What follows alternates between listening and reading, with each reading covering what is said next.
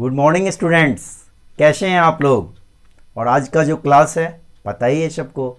तो आज हम लोग प्रीपोजिशन के अब यूज पे आएंगे। कल के क्लास में हम लोगों ने डिस्कस किया था कि प्रीपोजिशन क्या है और एक इंट्रोडक्टरी करके मैंने क्लास कर लिया था। और आज का जो क्लास है उसमें क्या है ना कि प्रीपोजिशन के अब नियम वगैरह की बातें हो रही हैं। तो आज भी हम लोग दो स्पेशल नियम लेके आ रहे हैं students. I think this is awesome to all of you that we are preparing competitive exams and some students who are in class 9, 10 or 11th and 12th. I think some prepositions they are not commonly used or they are omitted before noun. They never come in sentence before noun. मतलब कुछ ऐसे prepositions हैं जिन पे आज हम लोग बात करेंगे जो preposition संज्ञा के पहले प्रायः नहीं आते हैं। अब बताइए, तो ऐसी वाली बात है। तो ऐसे भी प्रीपोजिशंस के बारे में आज हम लोग पढ़ेंगे। वो प्रीपोजिशंस कौन कौन हैं जो प्रायः संज्ञा के पहले नहीं आते हैं, जिनका प्रयोग नहीं होता है, वो ओमिट हो जाते हैं। And one thing I am telling to all of you, you all are watching my videos. I have initiated a great work that is covid online studies series in which I have completed tense. Then the new study of grammar, I have initiated prepositions, and today I am going to discuss on the use of preposition. I am requesting to all of you, this is the better time for you all, that you have to polish your English during this lockdown period. You have a golden opportunity to brush up your English, to develop your English, and you are required to create English environment within your family members and in your environment where you are staying. तो मित्रों, अब हम लोग चलते हैं आज के class में और देखते हैं कि आज के क्लास में प्रीपोजिशन के क्या नियम हैं। तो आज हम लोग दो नियम को लेकर आए हैं। तो चलिए अब जरा इधर देखते हैं हम। The use of prepositions. अब यहाँ पे देखिए, प्रीपोजिशंस फॉर, फ्रॉम, इन और ऑन, यानी ये इतने सारे जो प्रीपोजिशंस हैं, तो यहाँ पे आप देखेंगे कि जैसे फॉर है, फ्रॉम है, इन है, ऑन है, ये कितने हैं? चार प्रीपोजिशंस हैं।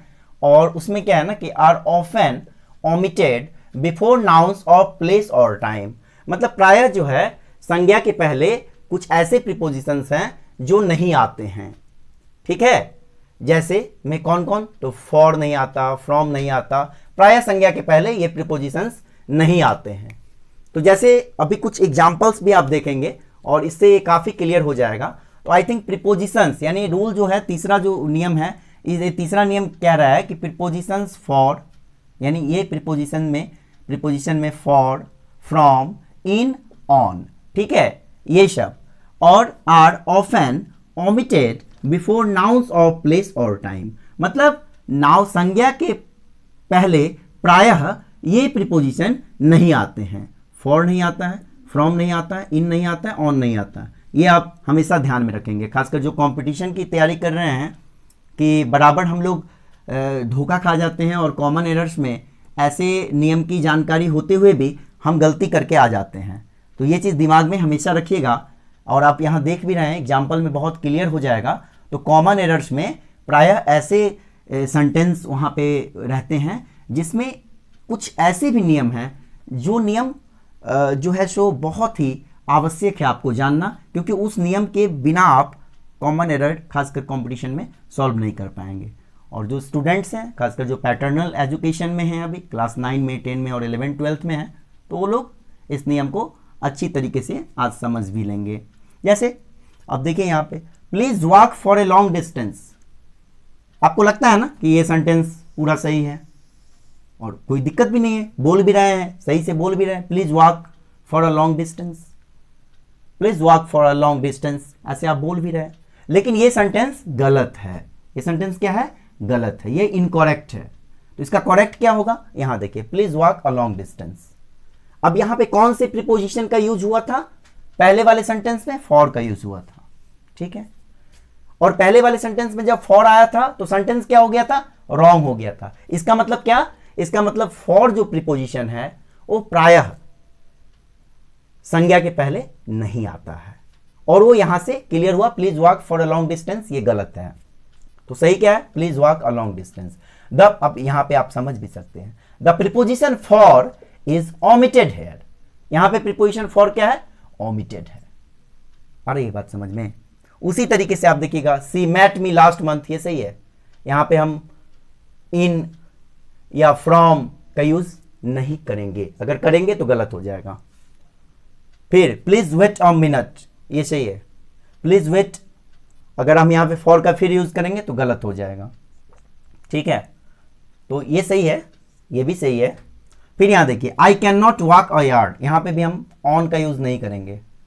तो आप समझ रहे हैं ना कि कहीं ना कहीं कुछ ऐसे भी प्रीपोजिशन हैं जो प्रायः संज्ञा के पहले नहीं आते हैं, और ये फॉर है, फ्रॉम है, इन है, ऑन है, जो आप अब समझ गए होंगे और आप पूरी तरीके से देखे भी हैं। पहले वाले एग्जाम्पल में फॉर का यूज हुआ है तो सेंटेंस गलत हो गया है, और जब फॉर को हटाया गया है तो सेंटेंस सही है, उसका मीनिंग क्लियर है। और यहाँ पे फॉर मतलब प्रायः, फॉर एक ऐसा प्रीपोजिशन है जो प्रायः संज्ञा के पहले नहीं आता है। उसी तरीके से और जो सेंटेंस है उसमें भी आपने देखा, she met me last month, यहाँ पे इन और या फ्रॉम का हम यूज नहीं करेंगे। इन लास्ट मंथ अगर लिखते हैं तो गलत हो जाएगा, तो इसलिए ये सेंटेंस सही है। और इन भी जो है वो प्रायः संज्ञा के पहले नहीं आता है। फॉर भी जो है वो प्रायः संज्ञा के पहले नहीं आता है। ऑन भी जो है वो क्या है, संज्ञा, प्रायः संज्ञा के पहले नहीं आते हैं, और फ्रॉम भी नहीं आते हैं। तो आप समझ ही रहे हैं कि ऐसे प्रीपोजिशन जो हैं वो प्रायः संज्ञा के पहले नहीं आते हैं, और इस एग्जाम्पल से आपने देखा भी। हम अब दूसरे नियम पे चलते हैं। दूसरा जो नियम है ये क्या है, ये चौथा नियम होगा, और कल के क्लास के मुताबिक इस नियम में आप देखेंगे, some of the present participles are used as prepositions. कुछ प्रेजेंट पार्टिसिपल भी हैं जो प्रीपोजिशंस के रूप में यूज होते हैं। भाई ये तो बहुत ही एक्साइटेड करने वाला क्वेश्चन आ गया। क्या आप लोग भी समझ रहे होंगे कि सही में वो कौन कौन से ऐसे प्रेजेंट पार्टिसिपल्स हैं जो प्रीपोजिशन के मीनिंग का जैसा बिहेव करके सेंटेंस में आते हैं, तो हम लोग को भी तो जानना चाहिए। तो I think we all are very excited to know about those types of present participles they are behaving as a prepositions in sentence, और they described a relation with other words in the sentence. तो जरा सा हम देखते हैं कि कौन कौन से ऐसे पार्टिसिपल हैं और जो प्रेजेंट पार्टिसिपल हैं जो प्रीपोजिशन की तरह बिहेव करते हैं, और प्रीपोजिशन के मीनिंग के रूप में वो सेंटेंस में प्रीपोजिशंस की तरह यूज होते हैं। हम ये चीज़ भी देखेंगे। तो some of the present participles are used as prepositions, they are called participle preposition. अब एक प्रीपोजिशंस आपको मालूम हो गया क्या, कि जब प्रेजेंट पार्टिसिपल प्रीपोजिशन के अर्थ में वाक्य में उसका जब प्रयोग करेंगे तो कहीं ना कहीं वैसा प्रेजेंट पार्टिसिपल प्रीपोजिशंस के रूप में आएगा, और पार्टिसिपल प्रीपोजिशंस हम वैसे प्रेजेंट पार्टिसिपल्स को कहेंगे। ठीक है, तो अब तो बात आ गई ना पूरी तरीके से, आपको पता क्या कि प्रेजेंट पार्टिसिपल्स प्रीपोजिशन के रूप में सेंटेंस में आएगा, उसी की तरह बिहेव करेगा। तो देखिए कुछ प्रेजेंट पार्टिसिपल्स मैं दिखा रहा हूं कैसे। अब बेयरिंग, तो ये एक्सेप्टिंग के सेंस में आएगा। कंसर्निंग, ये देखिए अबाउट प्रीपोजिशन है, इस सेंस में आ जाएगा। कंसीडरिंग, टेकिंग इनटू अकाउंट, देख रहे हैं इनटू प्रीपोजिशन है, और टेकिंग इनटू अकाउंट के मीनिंग से जब कोई सेंटेंस शुरू होगा तो वह वहां पे ये जो कंसीडरिंग है वो प्रीपोजिशन के रूप में यूज हो जाएगा।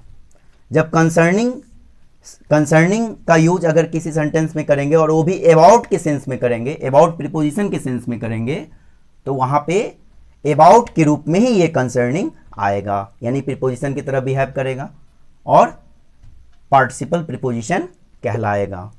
ठीक है, उसके बाद से बेयरिंग देखिए, बेयरिंग क्या है, तो इस सेंस में आएगा, एक्सेप्टिंग के सेंस में आएगा, और जब इस सेंस में आएगा तो यहाँ पे बेयरिंग जो है वो भी क्या कहलाएगा, पार्टिसिपल प्रीपोजिशंस ही कहलाएगा।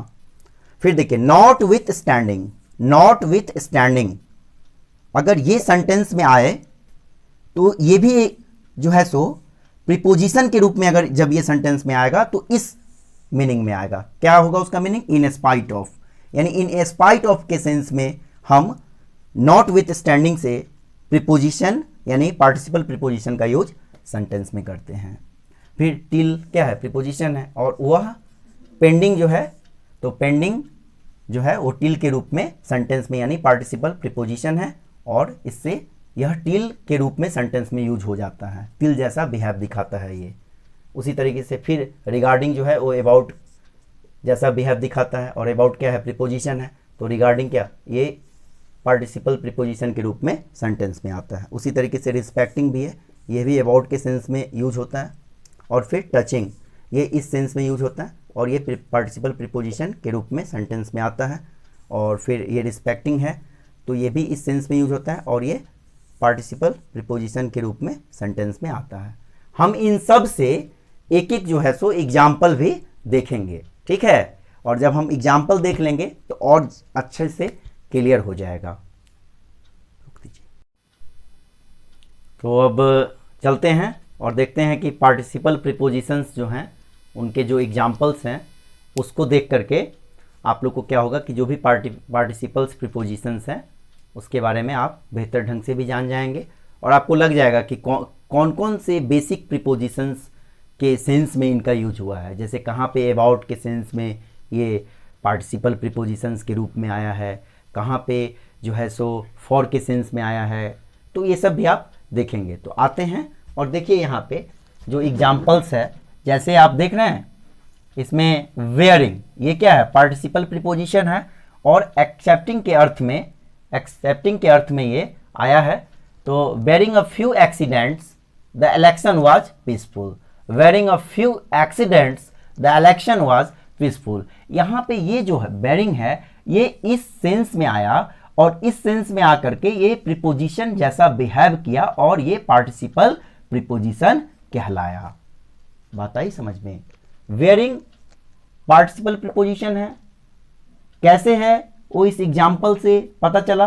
Bearing a few accidents the election was peaceful, अब यहाँ पे ये इस अर्थ में आया, और ये कहीं ना कहीं प्रीपोजिशन के रूप में यहाँ पे आ गया, और इसलिए ये पार्टिसिपल प्रीपोजिशन कहलाया। क्योंकि कुछ ऐसे भी प्रेजेंट पार्टिसिपल्स हैं जो प्रीपोजिशन के रूप में वाक्य में प्रयुक्त होते हैं, प्रीपोजिशन जैसा बिहेव करते हैं, और वैसा ही मीनिंग वो सेंटेंस में देकर के किसी सेंटेंस का रिलेशन उसके अदर वर्ड्स के साथ स्थापित करते हैं, और सेंटेंस के मीनिंग को क्लियर करते हैं। अब दूसरा देख लीजिए, कंसर्निंग। कंसर्निंग का सेंस यहाँ पे अबाउट के सेंस में आया, और अबाउट क्या है, प्रीपोजिशन है, तो अबाउट का मीनिंग यहाँ पे कंसर्निंग से आएगा। और ये कंसर्निंग क्या है, तो कंसर्निंग जो है वो पार्टिसिपल प्रीपोजिशन है।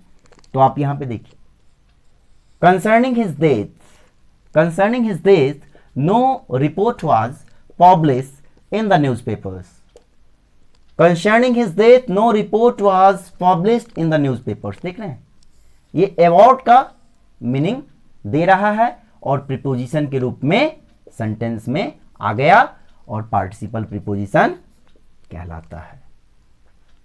कंसीडरिंग, कंसीडरिंग ये टेकिंग इनटू अकाउंट यानी इस सेंस में आता, और इनटू प्रीपोजिशन है, और प्रीपोजिशन के अर्थ को यह अकेला सेंटेंस में आकर के क्लियर कर देता है इस अर्थ को। देख लीजिए, considering his qualifications, considering his qualifications, ये जो इतना बोला इसी का इसका अर्थ हो गया टेकिंग इनटू अकाउंट, मतलब किसी को उसने उसके क्वालिफिकेशंस को एक ये किया। Considering his qualifications he should be offered an appointment. तो देख रहे हैं, फिर यहां देखिए नॉट विथ स्टैंडिंग, ये भी क्या है, तो पार्टिसिपल प्रीपोजिशन है। कंसीडरिंग पार्टिसिपल प्रीपोजिशन है, कंसर्निंग पार्टिसिपल प्रीपोजिशन है। वेयरिंग पार्टिसिपल प्रीपोजिशन है।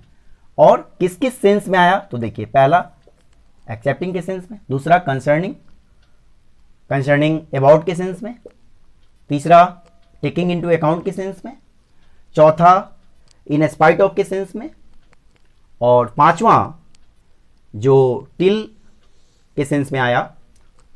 वैसे पार्टिसिपल प्रीपोजिशंस को आप यहां पे देख रहे हैं। तो नॉट विथ स्टैंडिंग का देखते हैं, ये इन स्पाइट ऑफ के सेंस में यूज होता है। और इन क्या, इन स्पाइट ऑफ तो प्रीपोजिशन के रूप में इसके मीनिंग को ये क्लियर करता है सेंटेंस में। देखिए, not with standing his declining health, not with standing his declining health he coated arrest. Not with standing his declining health he coated arrest. और यहाँ पे नॉट विथ स्टैंडिंग जो है, नहीं कल जैसे सेटिंग किए थे कल ही जैसा सेटिंग कीजिए। मतलब यहाँ से पूरा ये कल वाले वीडियो में नहीं आया था, बस बोर्ड था। आप कर सकते हैं ना, बायां दायां तो कर ही सकते हैं, इसमें तो है ही उतना सुविधा।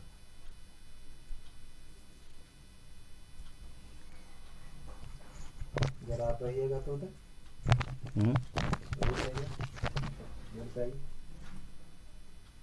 ज़्यादा रोशनी नहीं आ रहा है, वहाँ रहिएगा तब पूरा जहाँ है वहाँ रहिएगा तब आएगा।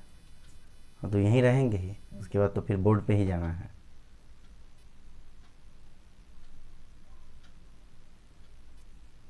राहुल अब कितना बॉल लगाएंगे भाई?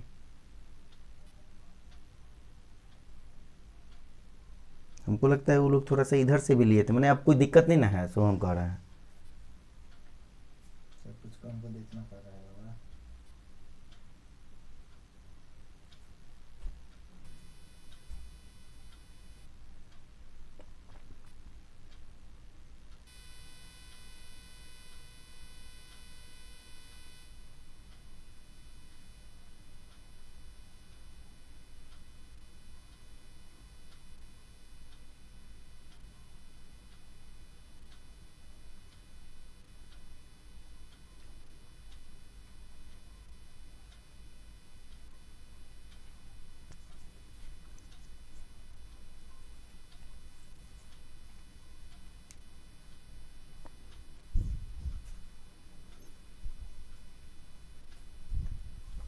इधर रहिएगा, सही है।